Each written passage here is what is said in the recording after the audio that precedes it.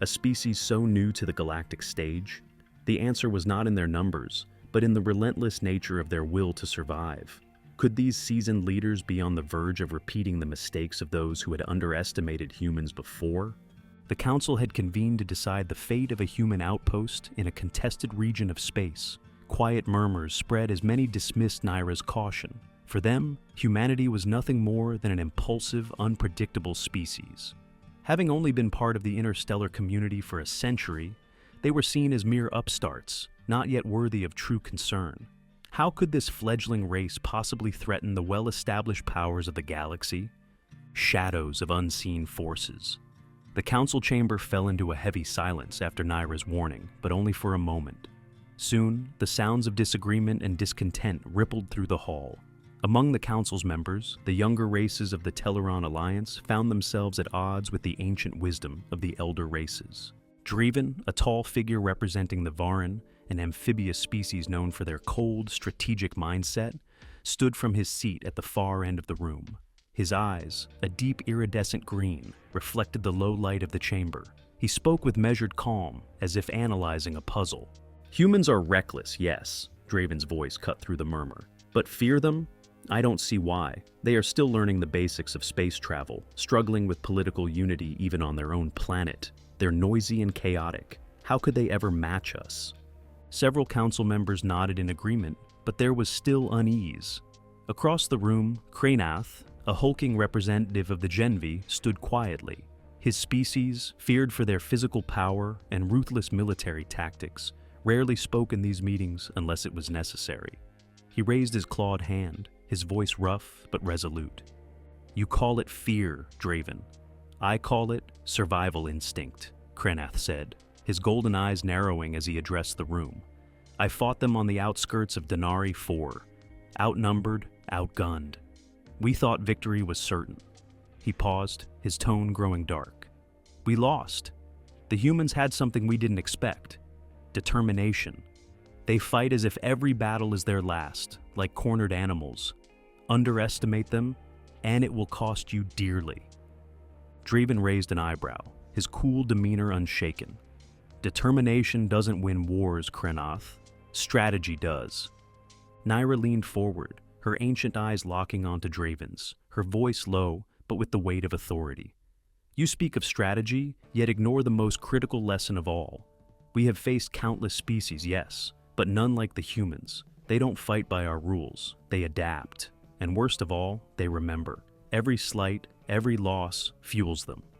The chamber fell silent again, the tension rising.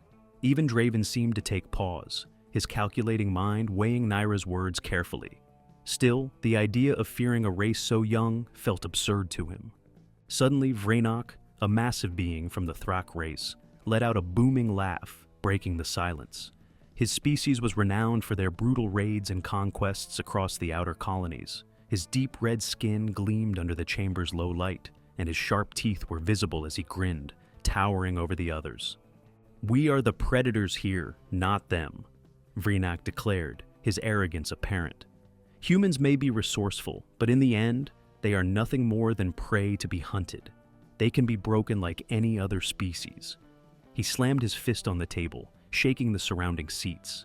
I say we crush this outpost and send a message to the rest of their kind.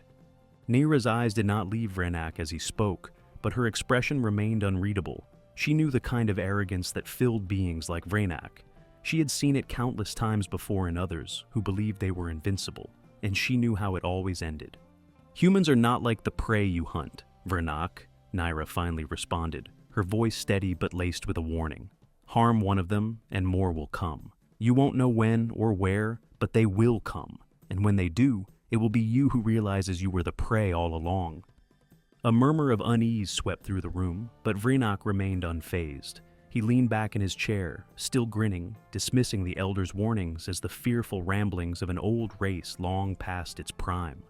Before the debate could continue, a sharp sound interrupted the tension. The large metallic doors of the council chamber slid open, and all eyes turned toward the new arrival. Jara, the leader of the council and the highest representative of the Solkari, a species known for their neutrality and wisdom, entered with slow, deliberate steps. Her tall, thin figure and shimmering silver skin seemed to command attention without effort. Jara's voice was calm, yet there was an underlying edge to her tone as she addressed the council. "We have deliberated long enough. The matter at hand is clear. This human outpost sits on a strategic point within contested space. Its resources, its position, these cannot be ignored." She paused, her piercing blue eyes scanning the room. "But we cannot proceed blinded by arrogance. General Kranath's warnings hold weight. To move against the humans without understanding their resilience could lead to greater conflict than any of us are prepared for." Draven leaned forward, his fingers steepled in front of him. "What do you propose, then?" Jara's gaze hardened.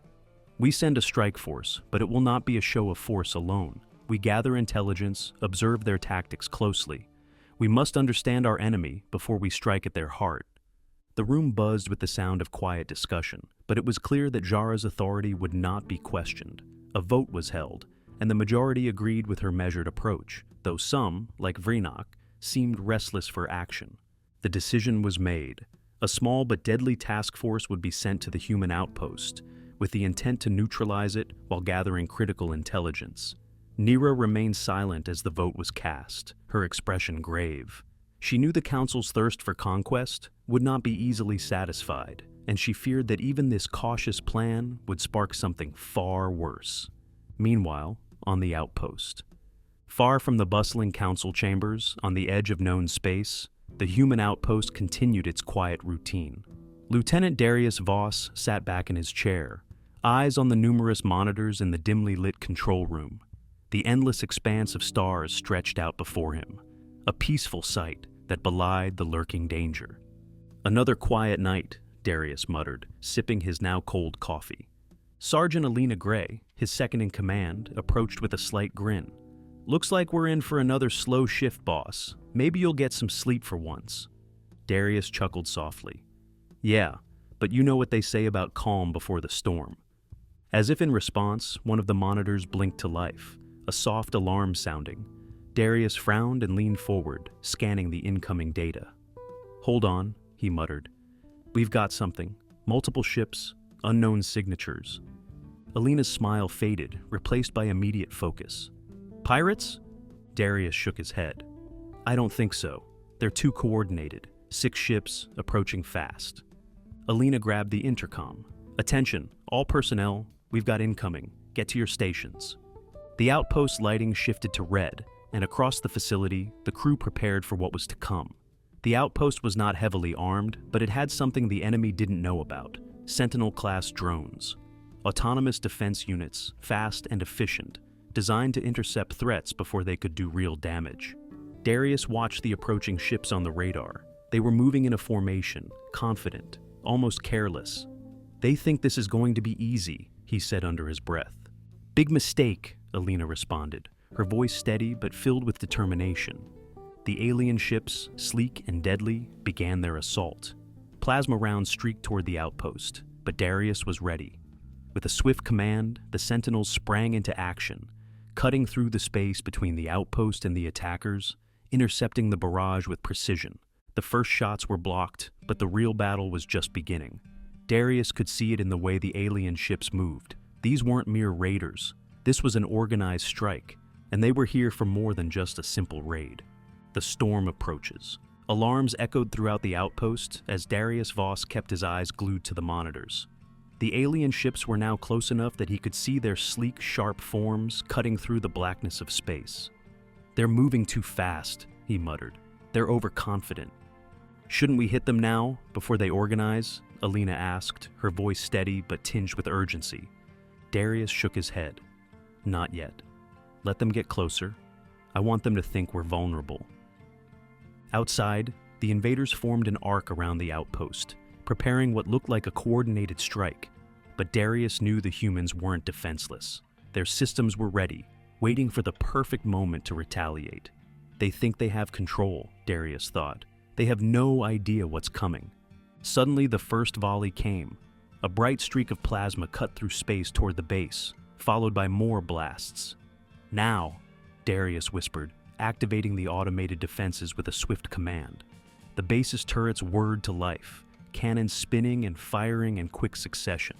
The silence of space erupted into bursts of light as the human defenses intercepted the alien fire. Within seconds, 2 of the alien ships were obliterated, shattered metal fragments floating silently in the void. 2 targets down, Alina announced with a satisfied smile, but Darius didn't relax. His eyes were fixed on the radar, watching the movements of the remaining 3 ships. They had been caught off guard, but now they were shifting tactics, reorganizing. "They're trying to flank us," Alina observed, her tone more serious now. "Let them try," Darius replied, his hands flying across the controls. "They think they can outmaneuver us, but they've underestimated who they're dealing with." The remaining alien ships spread out, searching for weaknesses in the outpost's defenses. But each attempt was met with precise countermeasures. Drones intercepted them at every turn, and a 3rd ship exploded into a brilliant fireball. The control room erupted in cheers, but Darius stayed focused. There was still 1 ship left, and its erratic movements told him the pilot was about to try something desperate. The tide turns. In the vastness of space around the outpost, the last alien ship hesitated. Its formation broke, advancing and retreating as if the pilot was reconsidering his next move. Then, without warning, the ship began to retreat, fleeing the battlefield at full speed. "They're running?" Alina asked, incredulous. "Not for long," Darius said, his voice cold as he activated the long-range weapons. With precise aim, he fired, and the fleeing ship disintegrated in a flash of metal and fire. "Target neutralized," Alina confirmed, though her voice held a note of uncertainty. Something didn't feel right. Darius narrowed his eyes at the monitors. That was too easy. He knew the Teluron Coalition wouldn't make such a basic mistake. What were they really after? Before he could think further, a new alert blinked on the monitors. "No way," Alina whispered. On the main screen, a new fleet appeared on the edge of the radar, much larger than the first wave.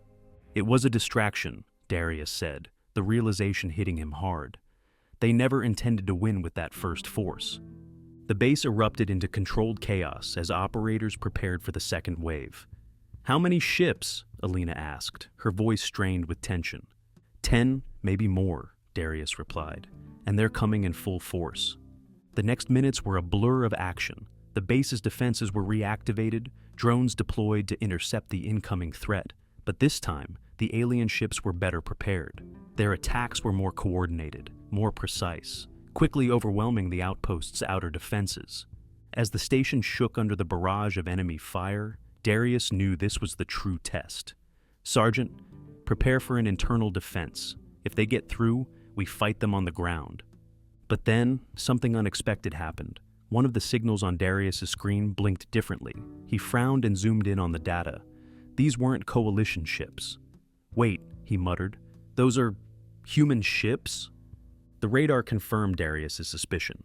A human fleet emerged from hyperspace, arriving unexpectedly to confront the alien force.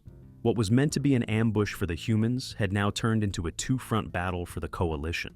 The human fleet, equipped with advanced technology and unpredictable tactics, descended on the alien ships like a storm. Within minutes, the tide of the battle shifted. The coalition forces, caught off guard, began to retreat in disarray. "This wasn't part of the plan," Alina said, stunned. Darius, however, couldn't take his eyes off the screen. He knew human fleet protocols, and this wasn't a standard rescue mission. No, there was something more at play here. "This isn't just a reinforcement," Darius finally said, his voice dark. "They didn't come to save us. They came to send a message." And with that, the truth began to unravel.